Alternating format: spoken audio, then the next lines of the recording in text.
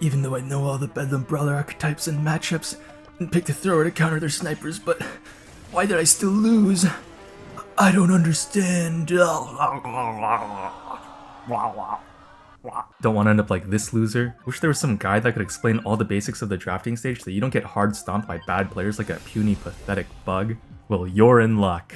Hey guys, it's Bedlam, and in this video we are going to go over the fundamentals of drafting. In my last video on this topic, we went over the basics of brawler categories and archetypes, their favorable matchups depending on the map and mode, and how you should upgrade your account and brawlers to optimize for the ranked draft. And that will all serve as a foundation for you to start making better picks and bans in your ranked games. But that being said, just knowing what kind of brawlers do well into which other types of brawlers isn't always enough to have a good draft, and there are certain mistakes players often make when drafting that'll lead to them ultimately having a bad matchup, even if their pick seems like it theoretically should have been good when it was selected. So in this video, we are going to be going over the basics of the drafting screen, so that by the end of this video, you'll have a better understanding of what to prioritize when thinking of brawlers to pick, the role of each player in the draft order, and how to use or not use the suggestion feature. So if you learned something, or just like listening to someone verbally explain what you already intuitively knew anyways, be sure to share this video with a friend who you think would also enjoy hearing the partially coherent words of a sleep-deprived Brawl Stars player who is trying to desperately string together an imitation of rational thought. So with all that out of the way, let's jump right into my guide to drafting, the picks and bans phase. Now at this point, I've been throwing around the term drafting a lot. I mean, it's literally in this video's title and thumbnail, but what the hell does drafting even mean? Well, when you first get into playing ranked, it's a pretty simple setup where a game mode and modifier are selected, you're shown the map you'll be playing on, and then you have 20 seconds to pick a brawler with the enemy's brawlers being hidden from your view. Once all 6 players have chosen their brawler, they're thrown into a game and it's a best of 1, so a win is a win and a loss is a loss. But once you hit Diamond in ranked, the game actually won't let you play until you've unlocked at least 12 Power 9 brawlers. And then once you fulfill that requirement, you're told by a little flag that in Diamond and above, players will now have to pick and ban brawlers, rather than just playing what's basically a glorified Mega Pig. And so drafting is a community term used to describe this pick and ban phase before you play a game of ranked in Diamond and above. So hopefully that answers your question, Electro Eel 6290. In the Diamond and Above drafting stage, it follows the same initial sequence as it does from Bronze through Gold, where a game mode and modifier are picked and you see the map you'll be playing on. But this time, the screen starts out by flipping a coin to decide who gets first pick, which is always rigged against you to favor the enemy team. Then, all 6 players are given 20 seconds to ban a brawler of their choice, not pick one. Banned brawlers can't be chosen by any player for this game. Once the bans are chosen, the player that gets first pick, shown with the little icon, has 20 seconds to pick a non-banned brawler. Then the second pick team takes second and third pick, the first pick team takes fourth and fifth pick, and finally the second pick team gets last pick.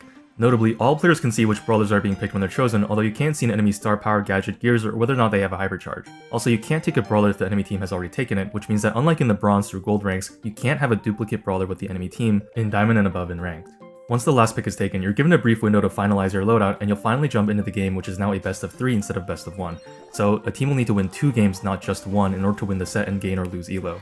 Now, if you're a newer player, you might be wondering, why the hell do we need 12 Power 9 brawlers? That's so many. Well, there's 2 reasons.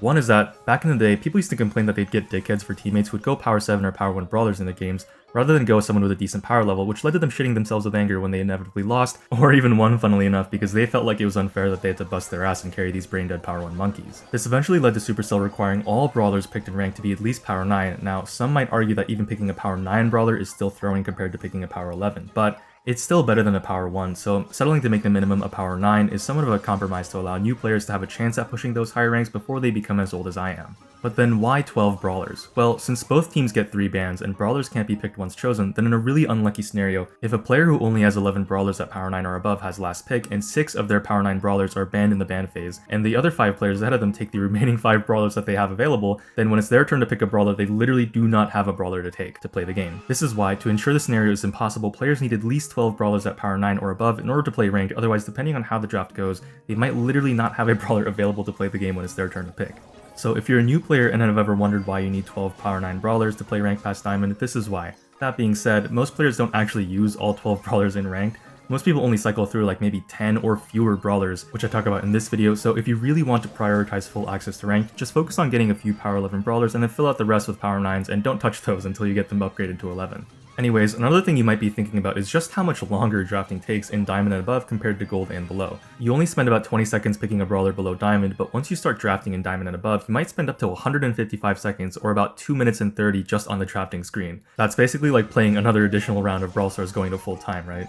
If you play a lot of ranked, you might unironically spend just about half your time sitting in the draft screen, but that's not necessarily a bad thing. Drafting in Brawl Stars is one of the most important aspects to playing ranked. Depending on how the draft goes, some games can literally be unwinnable or unlosable for one team, regardless of the in-game skill of both teams. You can be the greatest mechanical duels one trick ever known to man, but if your team comp has a terrible matchup in the enemy's team comp, then even a Showdown Spinner can steamroll you and make it look easy. I usually describe ranked skill as being half in-game skill, so aiming, dodging, positioning, and team play, and half drafting, which is why I think the amount of time you spend in the draft screen is somewhat justified.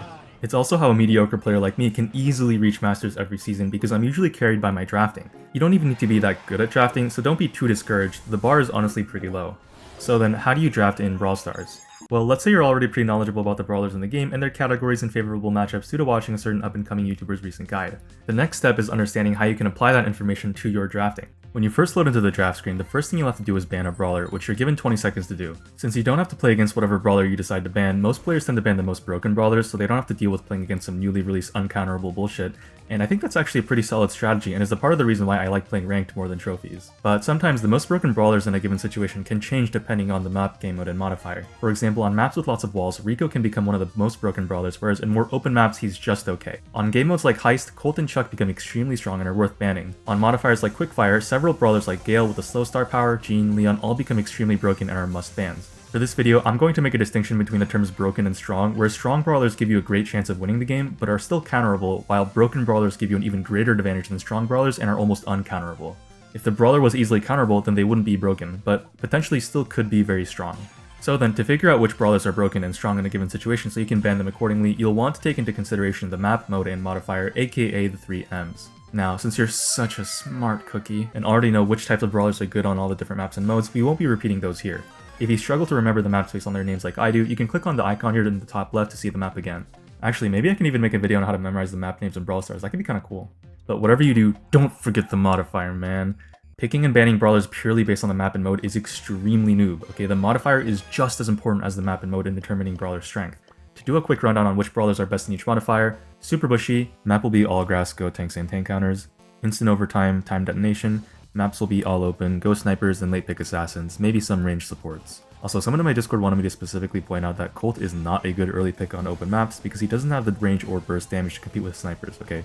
Just throwing that out there, please don't go Colt into snipers on open maps. Unlimited power in classic, just go to map and mode considerations. Quickfire, projectiles reload ammo, so go these brawlers, but any multi-shot brawler will get better overall. Tanks get kinda shredded though, and snipers are good on the open maps to counter the mid-range brawlers. Again, mid-range brawlers like Colt do poorly into snipers on open maps. Don't do this. Big friend. Go one tank on your team, but they need high DPS, so avoid Pam, Jackie, Hank, etc. low DPS tanks. Or instead of a tank, you can go 8-bit Carl, RT, and Gale since they have high HP too. Tank counters are also great, particularly Colette, who will shred through you equally well regardless if you're a tank or a squishy, rich or poor, adult or child. Barbed ammo. RT is a little better since its mark gets auto-activated, but everyone else is basically the same. Tanks are a little worse since passive healing is harder, but that's about it. Sick beats. A lot of tank counters and tanks get their abilities completely made useless here. They're not good. Assassins are really good though, snipers and throwers and some tank counters are still really good too. Second wind, brawlers respawn where they died. Tanks and tank counters are good here, I think. I never actually got to play this one. Healing breeze. Healers and some self-healing brawlers go crazy. That's about it. Gotta go fast. Brawlers with really strong gadgets have a little more impact since they can spam the mountain before the game ends, but it's not really that noticeable in my opinion. Momentum. Multi-shot brawlers are better. Poison brawlers feel a little stuttery. Mortis sucks donkey balls. And remember, map, mode, and modifier are all equally important, and you'll need to consider all of them to pick a strong brawler. Even if the modifier is quickfire, if the map is way too open, Gale might not be able to do anything to a sniper or a thrower with longer range, but snipers or throwers on more open maps might get countered by assassins if the modifier is extra bushy. And if the game mode is hot zone, then tanks might become must picks on super bushy, but worst picks on quickfire. Always consider the 3 M's to help narrow down the best brawlers in your mind. Now, if you're a new player watching this video, all this information might be a little overwhelming, and figuring out which brawler to ban out of the almost 100 brawlers in the game, accounting for all factors, might sound like a Herculean task to do in just 20 seconds. And it doesn't help that Brawl Stars makes you scroll across all the brawlers in only 2 rows, and doesn't let you favorite certain brawlers to show up at the top of the list. But honestly, what I do when I'm drafting, and what I think you should do as well, is to just not think about this too hard.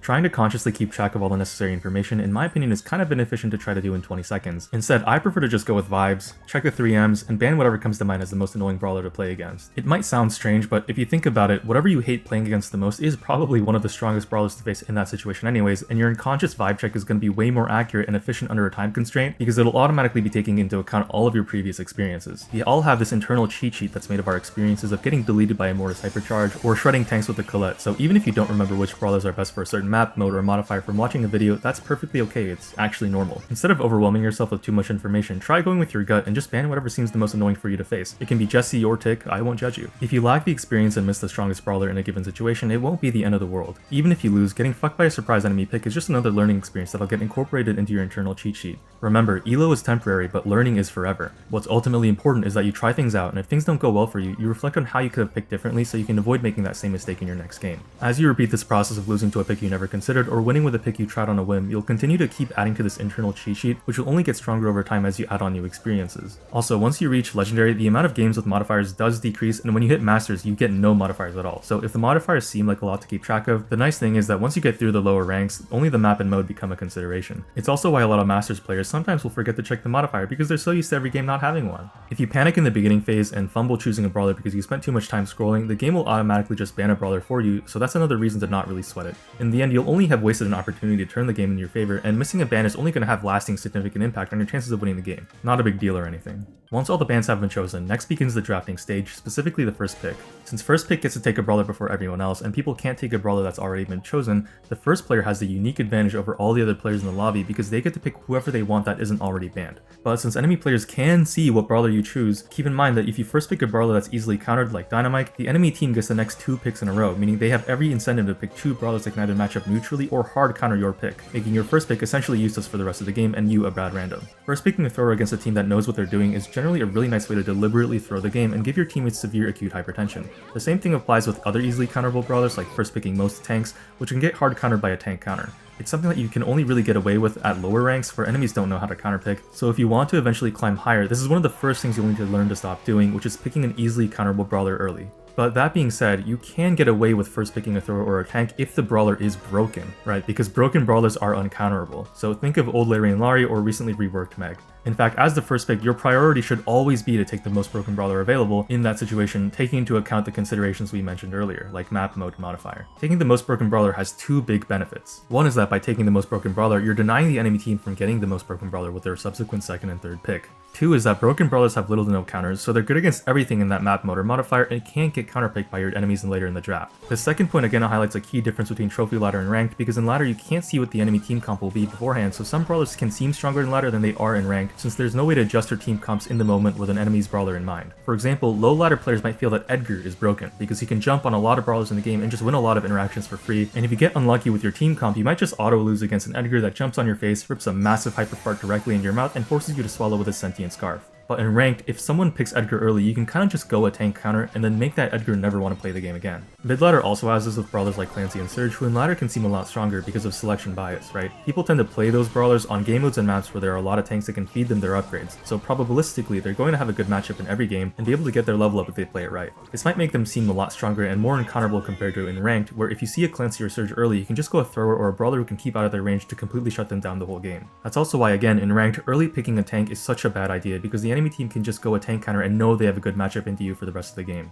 This isn't to say that there are no broken brawlers though, even in ranked. For example, recently reworked Meg was the most broken brawler in the game before her nerfs because she could be played anywhere in any situation against almost everything and still come out on top. A lot of players are also saying that Mo is in a similar boat right now, with his high damage output and versatile super that lets him do well into almost everything and counter his counters. In a few weeks, once balance changes drop and Kenji releases, it's looking like he's going to be the next big priority auto ban in every situation, right? Every meta has a broken brawler, probably because broken brawlers make the game more exciting and fresh in a live service game, and is a primary driver of revenue to help fund all the other forms of content that everyone can enjoy. So to avoid being the recipient of all 5 kudos at the end of the game, as the first pick, please take the most broken brawler available given the bans, or if you don't have it unlocked or at power 9, make sure they're banned so the enemy team can't have them. If you don't know which brawlers are broken to help you ban in first pick, you can consult a tier list, but watching a tier list won't help you really learn the game, and if you use one as a crutch now, it's easy to fall into the trap of relying on one forever, because fundamentally your drafting skill, right, that internal cheat sheet, never actually improves. Trust me, if you just play the game, take a little time to think about how you would change your draft better in the next game after each loss, your drafting skill will naturally improve over time. You don't need to rely on a tier list. Now, some of the astute of you watching this might be thinking, but Bedlam, if your team has first pick, and first pick can pick any brawler that isn't banned,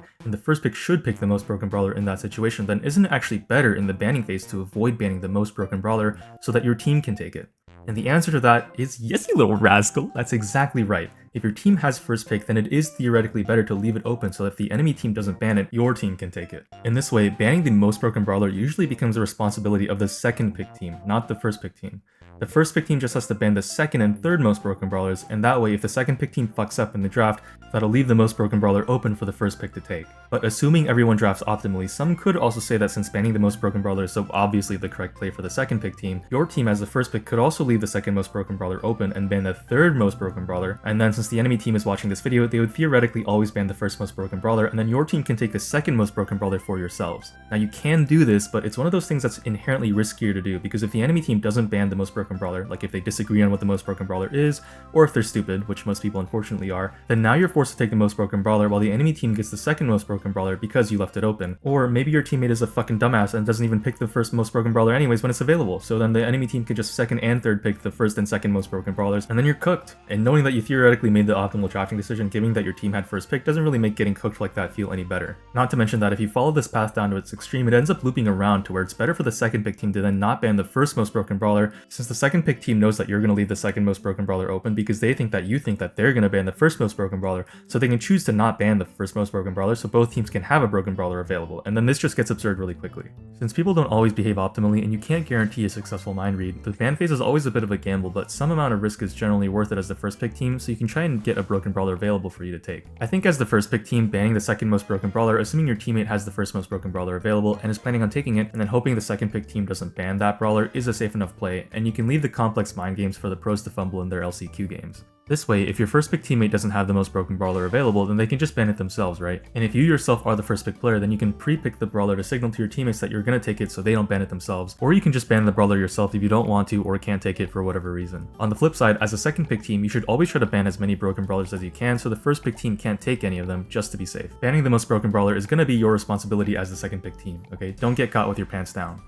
Continuing on with the draft, after the first pick is chosen, we can then move on to the second and third pick, but let's do something a little quirky and skip to the last pick for a moment. This is because in draft, the first and last pick are the two most important pick orders in the game. The first pick is important because, as we mentioned, they have access to the most diverse brawler pool and can take the most broken brawlers, but what about the last pick? Well, the last pick has the least diversity in the brawler pool, but their unique advantage is in being able to see the brawlers that every other player in the lobby has selected, meaning their advantage is in being able to counterpick the enemy team to the greatest extent, or at the very least take a brawler that has great synergy with their teammates without worrying about getting counterpicked themselves. The last pick is arguably the hardest position to execute well, but it's also an opportunity for the picking player to showcase their drafting skill the most. With almost 100 brawlers in the game, there's always some brawler that exists which can counter or have a neutral matchup into at least 2, potentially 3 of the brawlers on the enemy team, and it's up to the last picker to take into account the available information to find that brawler that will guide their team onto the path with the greatest chance of success, Lisan al-Gaib. Or they can just get overwhelmed with choice paralysis and panic pick a mediocre brawler after aimlessly scrolling back and forth and running out of time. Last pick tends to be a little more actively conscious than instinctual. It's hard to rely on an internal cheat sheet or rely on previous experience for this, when the team comps for every game might be novel and every match a unique experience. This is where having a good understanding of brawler archetypes can be so helpful, because it'll simplify down the process of finding a last pick that can counter at least 2 of the enemy team's brawlers. For example, if the enemy team is full of snipers and throwers, you already know that assassins as a category do well into that group, so picking a brawler from there will be a strong last pick. This is also why I think control as a category is useless, and the brawlers here should be moved to other groups like tank counters or throwers or snipers, because there's literally never a scenario where you'll be like, oh yeah, I can counter this class of brawler with the control brawlers. You might counter some brawler types with a specific brawler that's in the control class. For example, Gale can be used to counter tanks, but that isn't true for other control brawlers like Squeak or Mr. P. This is why control as a category is kind of useless for drafting, right? The class as a whole doesn't serve any common purpose. But I digress. The point is that if you can learn these brawler archetypes well, it'll help simplify down the process of learning to counterpick well, which then will allow you to be able to turn lots of last pick situations into opportunities for guaranteed big wins. Like I said earlier, drafting alone can turn some games into unwinnable or unlosable situations. The hard part is learning to manage your understanding of the counters while also considering the 3 M's. If you want a nice tool to help you learn brawler matchups better and all these archetypes, check out my previous video on this topic. And then between first pick and last pick are going to be the picking pairs, the second and third pick pair and the fourth and fifth pick pair. These picking duos sit in between first and last pick in both order and characteristics. We can imagine a spectrum between the first pick and the last pick, where the first pick has the most access to brawlers but the least counterpicking power, and the last pick has the least access to brawlers but the most counterpicking power. Second and third pick have more access to brawlers because they go right after the first pick, but less counterpicking power because they can only really try to counter the first pick brawler. Fourth and fifth pick have less brawler availability because they go after first, second, and third, but more counterpicking power because they can see the second and third picks to counter them. And more similarly to first pick, going an easily counterable brawler in the second and third pick pair is more dangerous because you can get counterpicked by more players, whereas it's a little more manageable if you're fourth than 5th pick because you can only really get counterpicked by the last pick. One nice aspect of the pair picks are brawler synergies, where they can pick 2 brawlers back to back that do really good when paired with each other, or deliberately take an easily counterable brawler and then pair it with that brawler's hardest counter so the easily counterable brawler becomes not so easily counterable. That being said, if you're 2nd and 3rd pick, it's rare for the strongest brawlers in the game to be a brawler synergy like a tank plus healer, so if you do go for a brawler synergy here, there's a potential opportunity cost where you could have just taken 2 broken or strong brawlers instead. Not to mention that if you're playing with randoms, who knows if the person that took the brawler synergy with you is even going to hold their own. The strat of taking an easily counterable brawler and its hardest counter also isn't perfect because there's usually more than one hard counter to an easily counterable brawler. For example, even if you take Frank and then one of Frank's hardest counters like Colette, there's always Gale, Surge, Rico, or more map dependent brawlers like a thrower who could potentially stretch Frank's holes wide open if there's enough unbreakable walls, and banning all those brawlers is just not possible with only 3 bans per team. Some brawler synergies though, like Kit Draco, can be really strong in the right maps and modes, but this video is long enough so a further exploration of brawler synergies might be its own video one day. Once both teams have picked their brawler, you're going to go into the choose your loadout section, double check here that you're using the right star power, gadget, and gears. If you're going a brawler with a wall break gadget and the map has important wall break spots, please take the wall break gadget. If you're playing on a map with a lot of grass, always use the vision gear. When you re-rack a new roll of toilet paper, always have the paper hanging on the top and not the bottom. Simple things like that, nothing too controversial. Keep in mind that whatever changes you make to your loadout don't carry over into the next ranked game, which is super annoying and is yet another quality of life change that I'm holding Supercell Danny accountable for not adding to the game yet, along with adding a 3rd row of brawlers to the draft screen, giving us a favorites list to sort by, fixing the hypercharges disappearing when you click suggest a brawler, allowing us to suggest multiple brawlers, preventing players in Legendary from playing with players above 10k elo in ranked, increasing club member limits to at least 50, increasing club trophy requirements past 35, letting you favorite certain friends, converting excess power points to gold, and most importantly, letting me run my fingers through Danny's majestic beard. Now, regardless of what I say in this video, some of you freaks watching this will ignore the drafting breakdown I gave earlier because you just want to play one specific brawler anyways in every situation no matter what, so-called main brawlers. I think the concept of having a main brawler in Brawl Stars doesn't really make much sense considering that this game is basically an elaborate form of rock, paper, scissors, except with hypercharges. But if you really must go one brawler in every game you play regardless of the map and mode, I can't really stop you, try to at least ban accordingly. For example, if you're gonna play Tick in every map and mode, at least have the decency to ban an assassin like Mortis, Edgar, or Miko. And pre-pick your brawler too so your teammates have a heads up in advance that their teammate is indirectly trying to sabotage their happiness and ruin their life, and they can try to at least cope with the fact that they have an elo terrorist for a teammate who will not take into account the enemy team's composition or the 3 M's. Speaking of drafting etiquette, let's talk about the suggest a brawler feature. During the draft, when it's your teammate's turn to pick, you can click the suggest button to see what brawlers your teammates have unlocked and whether they have gadgets, star powers, gears, or hypercharges, although you can't see which specific ones. If you click on a brawler here, it'll show up on their screen highlighted as saying you suggested them that brawler. I think this feature is a very nice communication feature. In spirit.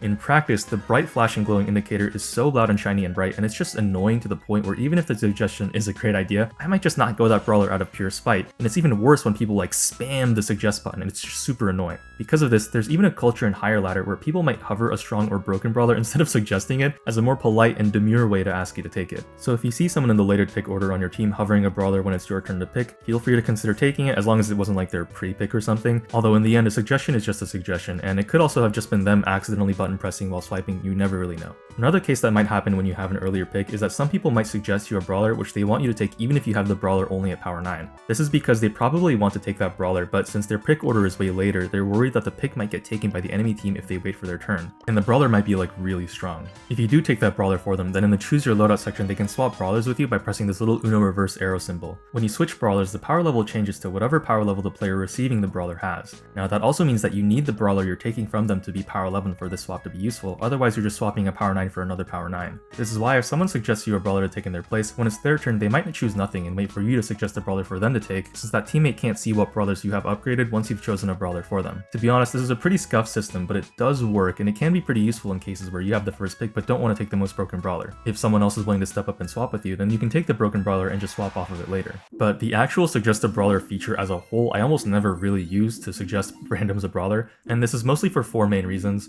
One, I usually find that just letting people pick what they want works out more often than not, because when I suggest randoms a brawler they end up playing like ass since it's not a brawler they usually play.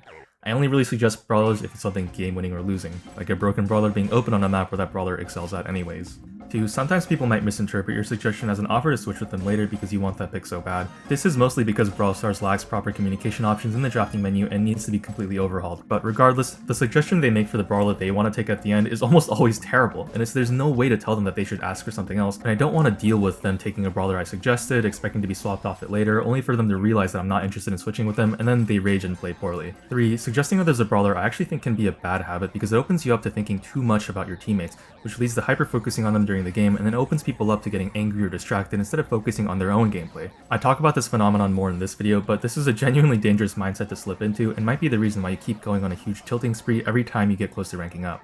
Or, I hate when people suggest me a brawler because like I said, that bright flashing is just super annoying and their suggestion is usually terrible. Like 9 out of 10 times my teammate does not better than me at drafting. I'm not picking that brawler, little bro. Stop distracting me from thinking about an actually decent pick. Because of this, I try not to use the suggestion feature and thereby encourage people watching my videos to use the suggestion feature and put that kind of negative energy out into the world. I genuinely think it would be overall a net detriment to the community if more people use the suggest a brawler feature the way it is now. And to wrap up this video, I want to mention that while drafting is extremely important, don't let this video trick you into thinking that in-game skill isn't important too. It is just as important as drafting. It doesn't matter if you have a great matchup into 2 brawlers of the enemy team if you spend the whole game trying to lane the 1 brawler that you have a terrible matchup into. A counter is only a counter if you can position yourself properly and switch lanes onto your good matchups. If you want some tips on how you can improve your in-game skill, you can check out this guides playlist in the video description, but I'll see if I can work on a more in-depth positioning guide too sometime in the future, so feel free to subscribe if you want to see that. Anyways, that's gonna be it for me for this long ass video. Hope you enjoyed and learned something. If you did, be sure to share it with a friend if you think they have these delicious juicy lips that you'd love to just dig right into raw, or if they just need to stop first picking a thinker or thrower, or both. Quick shout out to my tier 2 and 3 channel members, Iso, Harry, Dylan, and Meztech. Thank you for the support. You help make vids like these possible. I think I'm going to try to start live streaming more consistently soon as well, so if you want updates on my streaming schedule, or if you just want a chill space where you can find teammates, get feedback on your gameplay, fish, or if you just want to talk to people who are also passionate about Brawl Stars, be sure to check out my Discord. Shoutouts to my mods and Toshi who do an amazing job in helping to manage the server and keep the space clean. And finally, if you made it this far in this video, I just want to say that I love your t-shirt today. It looks absolutely fabulous and really makes your fit poppin'. If you're not wearing a t-shirt, put one on and rewind 10 seconds. Take care y'all, I love you, goodbye. Mwah. Shit.